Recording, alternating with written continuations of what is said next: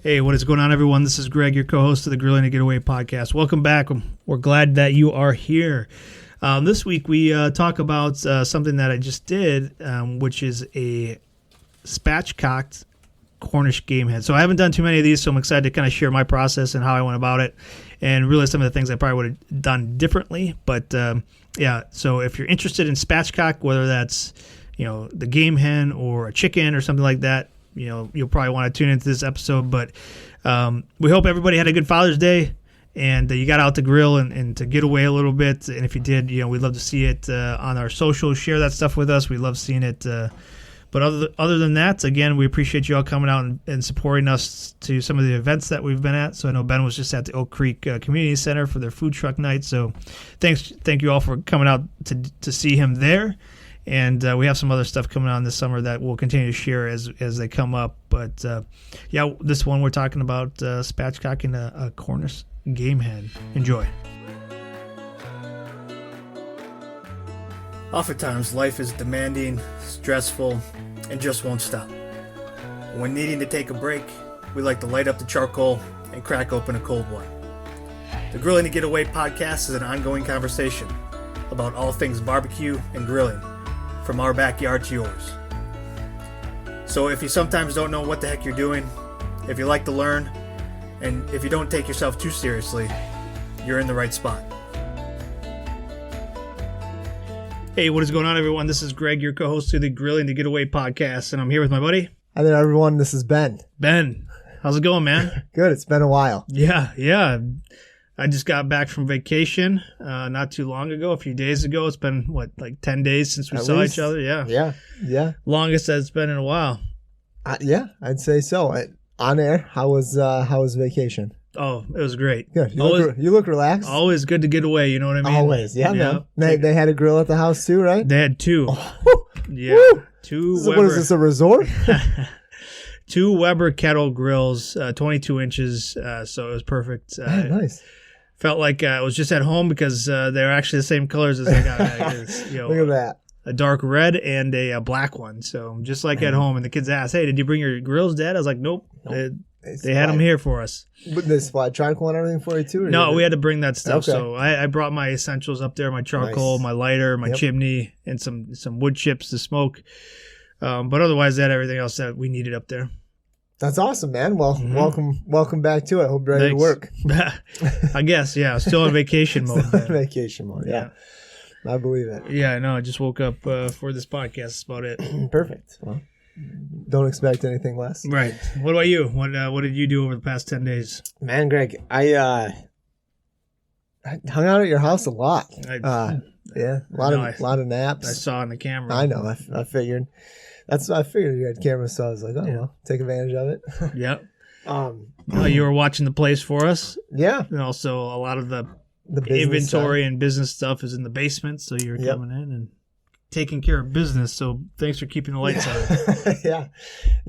Yeah. Happy to help, man. But no, it was honestly, I grilled so much. I cooked so much. Oh, yeah? I had to fill a void with you being gone. Oh, well, good. Well, I'll look forward to those recipes and tips that you got coming up there. Absolutely, man. Nice. Absolutely. So let's talk. What did you cook while I was away? Well, so when you left, it was we had that call with the wealth management clients. Yep. And so for that, we did demonstrations with the steak.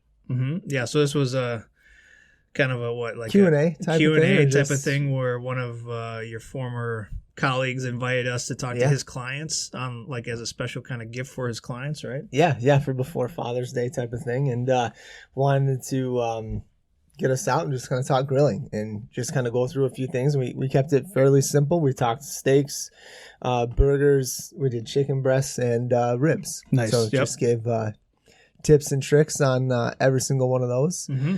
But after that call, I left the house, your house, went to my house, and I grilled up the steaks, the burgers, and the chicken, and did the ribs the next day, man. That's awesome. Yeah. So yeah, because we seasoned them properly. We did, yeah. While we were on that call, so yeah, you had to get them on the grill or smoker right away. Yeah, absolutely. So did all those, and then my kids were gone in northern Michigan with my parents and stuff for you had a little vacation too. Yeah, I did. So yeah, during that time did some filet mignons, and we did stuffed jalapenos, like the jalapeno poppers that we've talked about in the past, Greg. But I didn't have bacon, so I used it's like a hot dog. Okay. That the hot dogs that we got from the butcher block. Okay. And honestly, best hot dogs ever. Pretty good, man. They do a good job. So instead of kind of wrapping it, I left the jalapeno out and I cut up some like the hot dog into smaller cubes and put it in with the cream cheese and mix it all up, and then I just put it right in the jalapeno there. Okay. Did that, and then asparagus that same night, and then did a turkey breast on Father's Day and with cucumbers. I grilled up some cucumbers. And I've never done that before. Yeah, that's a new one for me. Yeah. So you cut them up, you sliced them up, and then you grilled them, or you grilled it whole, or what? Sliced them up just like more like a pickle. Okay. And put a little bit of olive oil on there. Sure. And just covered them with fire in the hole. Okay. So nice kick, man. It was awesome. We'll have to try that, and then we'll make some bloodies or something someday. So, yeah, no, that sounds good. Get some of the stuff from our buddy Colin, and he does his own Bloody Mary mix. Yeah, and then we did some pizzas. So thanks to the people out at Stoke. The ovens, You tried them out? Tried it out, man. Good. Tried it out. Had to give it a test run. Nice. So, yeah, man, it was interesting. I've never done anything like that before either. So, well, I'm interested to hear about that. Yeah, I'm just gonna give it to you and let you run with it and see, see how it we need turns some out videos. Yeah, so we're thankful that Stoke is sent us one of their new gas powered pizza ovens for the outdoors. So we're gonna go and try it out and test it out, and also post some videos to our TikTok. So go out there and follow us at Burn Pit BBQ. Otherwise, we'll share that stuff all over the place too on Facebook and stuff. But they gave it to us for the TikTok. Sure, yeah. So we're influencers now, Ben. Look at that. Who would have thought, man? We shouldn't influence anybody. I know. Right? But no, it was like I said, there's a learning curve to it. Had to go on YouTube and check it out after the first night. So at the first time I just went for it. Just wanted to see, read the instructions. There wasn't a lot of info in there, Greg, but that's all right. It was, pretty foolproof. I think I made my pizza a little too big the first time. I got a little overzealous, and you know me, Greg. Yeah, I know. Made this big old pizza. But, no, man, it was awesome. So thanks to those guys out at Stoke. Yeah. It was We'll share more of that stuff as we go and experiment with it. But no, I'm glad you got that. I'm glad you had a chance to try that out too. So that's awesome. Yeah. I mean, up north, I got a chance to get away quite a bit, and then it's also nice that my brother-in-law, because we were up there with my wife's family, he also knows his way around the grill. So he got out there, and we split up the duties of making dinners and stuff. So I would do a day, he'd do a day. So it was good. So he did some smoked sausage and, chicken breasts and chicken thighs and stuff like that. So it was real good.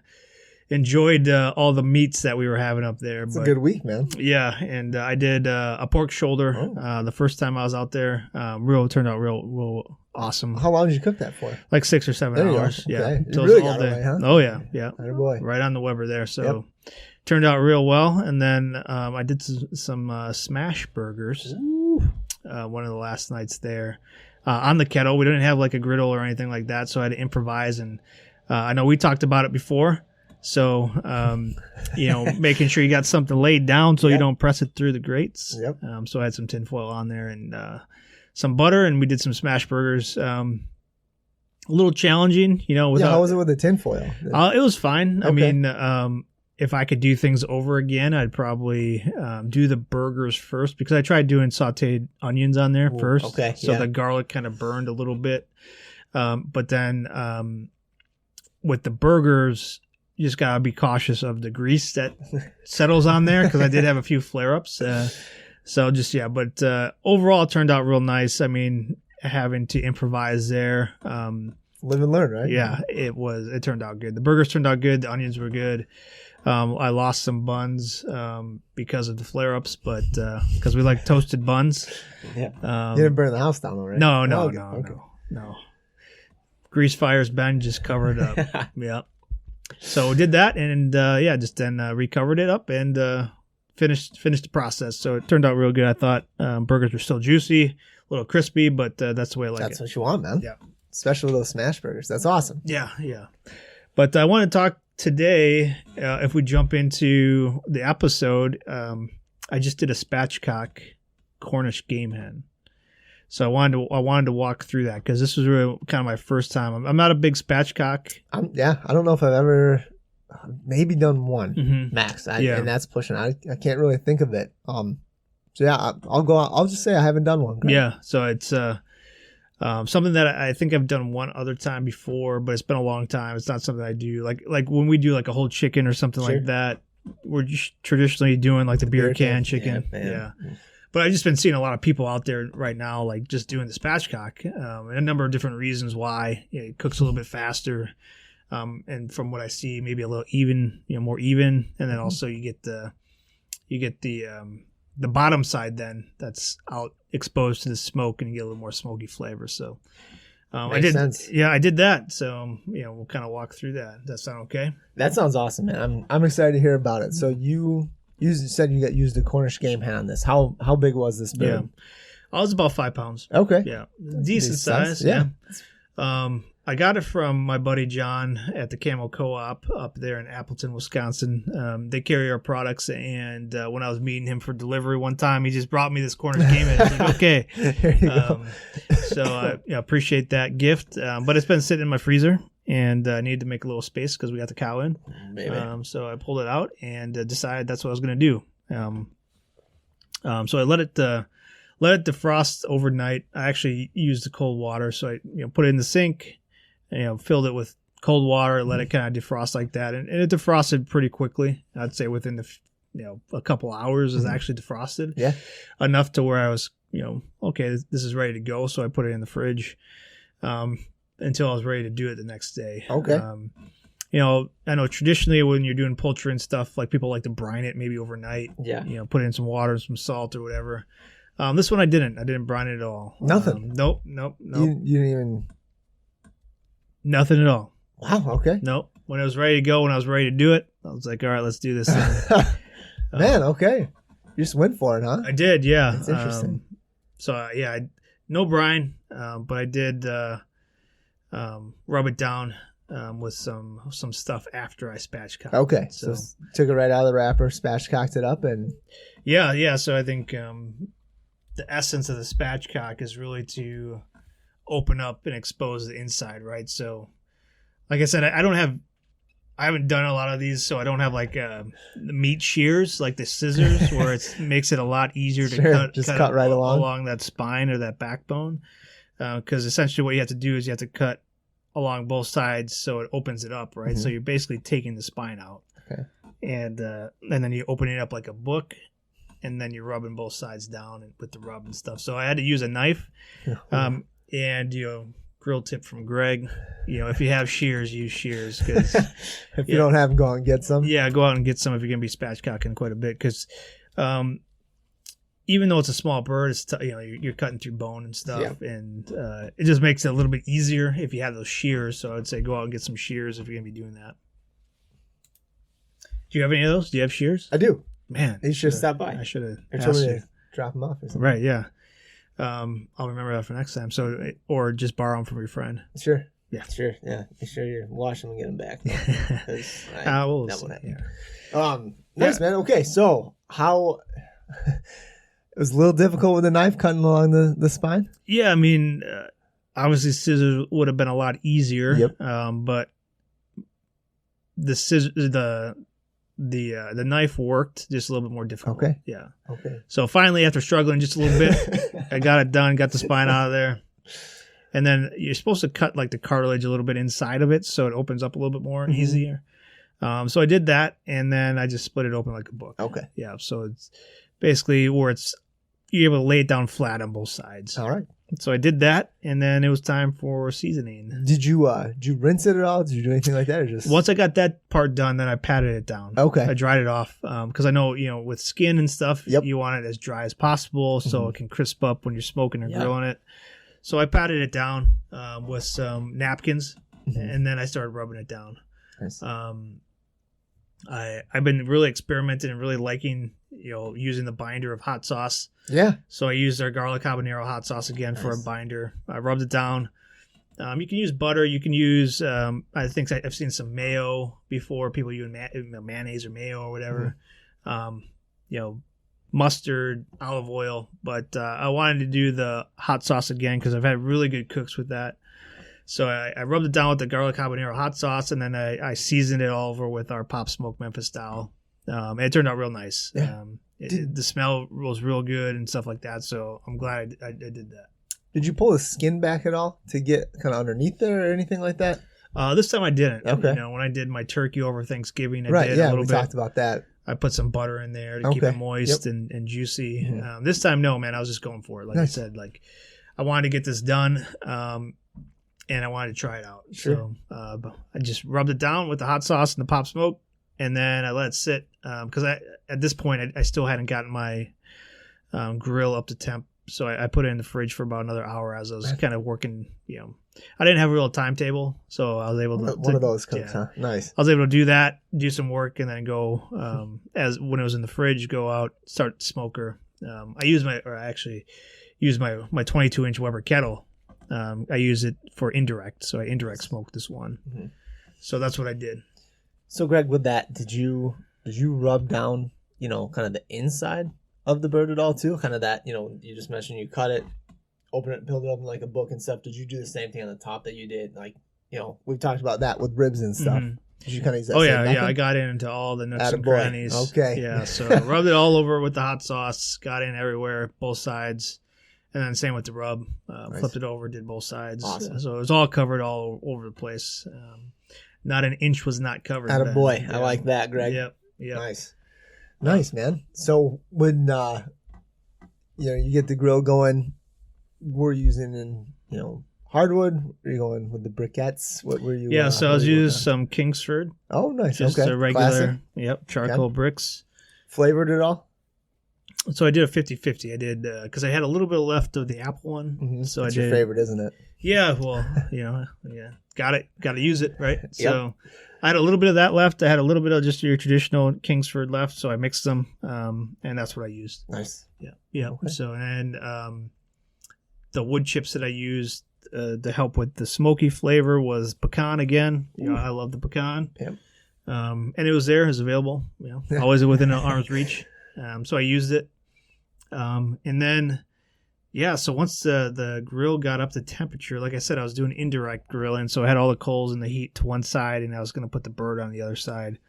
And this one, it was about 350 when I put it on. But I know the coals were going to start to cool down a little bit. So most of the cook was actually around 250. But man, so I dropped it quite a bit, huh? Yeah, because I put it on, like I said, I didn't really have a timetable, but I also am not that patient. Naturally. At least today I wasn't when I was doing it, because I actually did this one today before he came over. And it dropped a little bit, so then I added a little bit more coals. But yeah, I mean, it stayed between 250 and 300. Okay.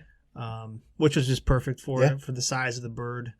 And I put it, so when I put it on the grates away from the coals, I put it where the meat was exposed. So the breast side? Yeah, the breast side was down, and the skin side was up.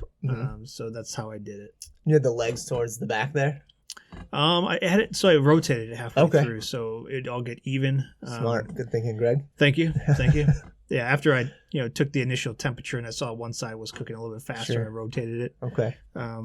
But yeah, I mean that's what I did. I used the Weber, and it took a couple hours because but once I got it on, I wasn't really in a rush. So I was just making sure it's cooking evenly, and that was pretty much it. Did you spritz it at all? I actually did once. Okay, nice. What'd you use? Just water. Oh, again, just water. Man, you're kind of sticking to your you been trying these new things lately, but you're really Yeah. sticking to it and testing out on multiple different things. So I Yeah, like so I mean, when I had that beef rib cooked, the Yeah. water, like whatever reason, the water just did its job, that. Sure. and so I've been using that. I used it on the ribs I did not too long ago, and then I was like, oh, well, let's try it on this chicken. So Yeah. I only did it once because when I checked the temperature, one side was a little bit hotter than the other side, so I rotated it, then I sprayed it. Okay. And again, the skin turned out real nice. I know with poultry, it's sometimes hard; it can be chewy. Leathery. This one, was a little bit still, but probably because I didn't let it dry out enough, before I put it on. But also, I think a little bit of crispness came from maybe some of that water drying up Nice. on it. But I'm not sure. I'll have to do a little bit more research on that, that science of it. But it turned out nice. The skin turned out nice golden brown. Had a nice crunch to it. So I was very pleased with how that turned out. Nice. Man. When, how far along were you in the cook when you decided to check the temp? It was about an hour in. Okay. Because I know, some of the recipes I saw out there, said it only took 45 minutes to cook it. Geez, really? Right, yeah. So, but they were doing 350, a little bit higher. Okay. For me, I knew it wasn't going to take that. It was going to take longer than that. Sure. Especially Okay. with the temp that I had. Mhm. It was going, and then also, I was putting it further away from the coals. So, again, it's one of those things when you've done it enough times, when you smoke meat, you kind of know oh no, it's not. It's going to take a little bit longer. It's gonna be yeah. And then now I got a little bit of time, so I let it ride. Nice, man. And about an hour in is when I checked it, and then that's when I noticed, hey, this one side closer to the coals obviously was a little bit higher, so I rotated it, and then about 20 minutes later came back out, checked on it again, and we were pretty even. So, Nice, okay. And that's kind of where I sprayed it. It was making sure it was staying a little bit cool in there, but at the same time keeping a nice temp. So. Man, it makes it sound so simple, Greg. Oh yeah, so simple. But I mean, when you and I grill every day, just about, and that's come over a decade worth of trial and error. Sure, yeah. Where we've still a lot of error. Yeah, where we've burnt a lot of chicken, burgers, and steaks and stuff. Yeah. So you get a kind of feel for your grill. Mm-hmm. It's a hotter day outside too, so I know I didn't need as much fuel. Yeah. So yeah, I mean, again, it was just one of those things where I wanted to try this thing out, see how it goes. Mainly the spatchcocking, Yeah, because absolutely. I haven't done a lot of those. Mm-hmm. And I would say pulling it off, it was pretty even. I let it rest for about 10 minutes before I sliced it up.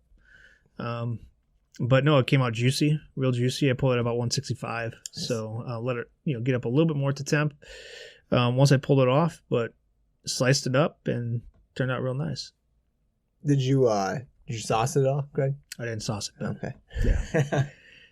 No, but I obviously didn't eat it all. So what I think we'll do is chop it up and maybe make some chicken salad, or Ooh. maybe then sauce it with something. Who knows? Yep. Because we got some left over. Okay. Nice, man. Well, it sounds like a good cook. Did you do any sides with it? No, man. This was just for Just me. it. This Just was for- I needed to smoke something. So Yeah, had the itch. at least get the grill out and do something with it. So, and I had this Cornish game head, so I was like, let's just do this. I had a little bit of time this morning, and I know it wasn't going to take all day, so let's just do this thing. Yeah. So I can try this thing out, and then also maybe talk about it, and maybe write something up on it. Yeah. No, I like that. Good for you for trying something new. It's Thank you. yeah, you're welcome. Any word on the roast? The venison? Yeah. Oh, that's dead. That's dead for right now. It's still, I mean, I don't even know where it is right now. Okay. Well, Yeah. it's heartbreaking. Sorry, man. No, it's all right. We'll come around and we'll Yeah. we'll move on. So Yeah. nice, man. Well, anything that you would do different from this cook? If you could go back, would you change anything? Would you have? Yeah, I think because it was defrosted last night, I should have probably either rubbed it down or brined it a little bit. Last night?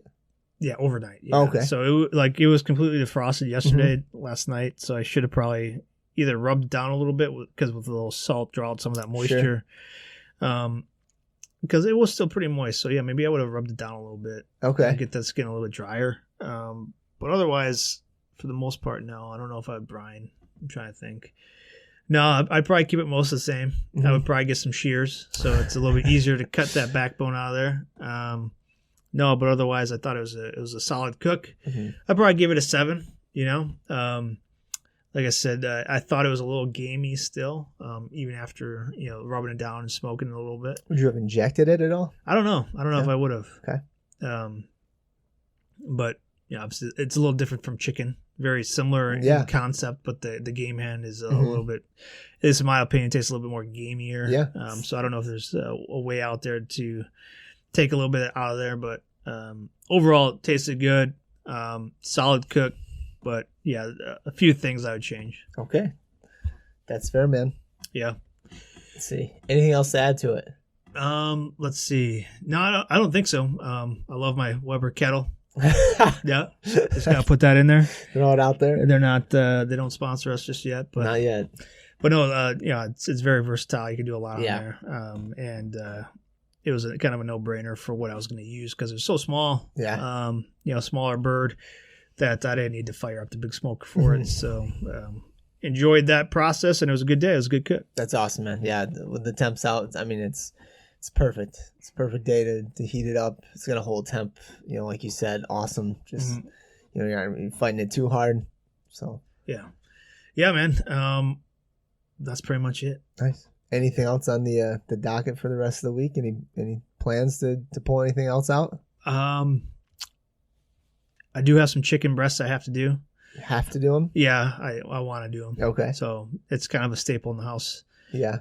So we can just make like quick sandwiches or something like that. So the chicken breasts, and then I want to test out that the pizza oven. So we'll see how it goes. Nice. Yeah, that's we got the bucket of bread. So I'll be making. We still have ours. I was kind of waiting for a good time. So I think on Saturday night I'll be making pizzas. Making pizza dough and then making pizza. Yeah, that's the plan, man. We'll make sure to get the video out so we can record that. Yeah, I think I thought I was being fancy the other day, and I think my wife got a video. I was tossing the pizza around. So, yeah. I'll have to see if she can send that over to you. Oh yeah, sure. I'm sure our friends on social medias would love it. I'm sure. I think she already put a song to it, so I'm not sure. Nice. But yeah. Awesome. Well, that's good. I think we'll wrap this one up. Kind of a quick episode this week. We hope everybody had a good Father's Day for you fathers out there last weekend, and we hope you got out to grill or smoke some stuff. If you did, we'd love to see the pictures and tell us what you did. But other than that, anything else to add, Ben? Yeah. I want to thank all the people that stopped by at the Oak Creek food truck night. Oh yeah. I wasn't here, so how did that go? Yeah, I know the weather wasn't great. It was a little bit iffy. But there was tornado, wasn't there? Yeah, it's like a hurricane and stuff. Yeah, it was. I don't know. Nothing touchdown seemed okay, but no, it was hot too. It was a weird one, Greg. But no, just want to thank everyone who stopped by, came out. There were a few food vendors. I think we were the only kind of vendor selling anything not food. Yeah, not food. Okay. But yeah, had a good time. Got to talk to a few people and stuff. So looking forward to meeting people at the next one.